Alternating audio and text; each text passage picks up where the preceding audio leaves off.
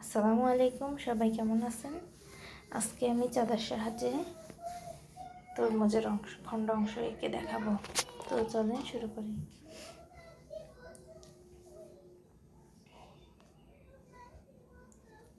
এভাবে এঁকে নিব।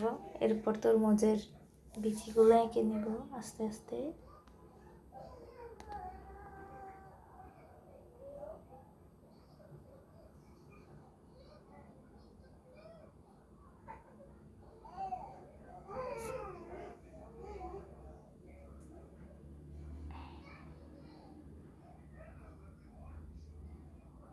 আমাদের তরমুজ আঁকা প্রায় শেষ। এরপরে কালার করে নিব। প্রথমে নিচে দিকে সবুজ রংটা দিব, এরপর টিয়া কালারটা দিব, এরপর লাল রংটাও করব।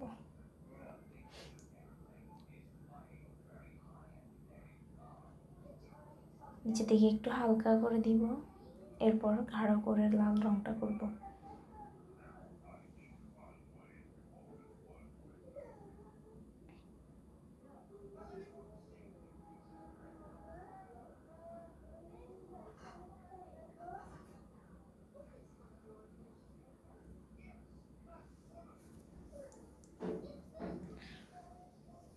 আমার ড্রয়িংটা যদি ভালো লাগে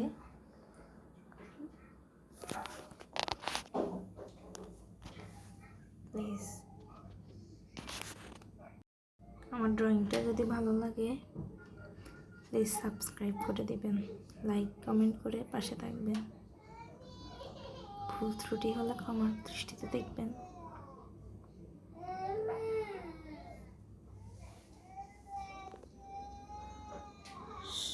সবাই সুস্থ থাকবেন, ভালো থাকবেন,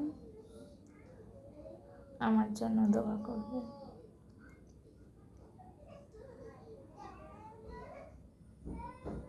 আল্লাহ হাফেজ।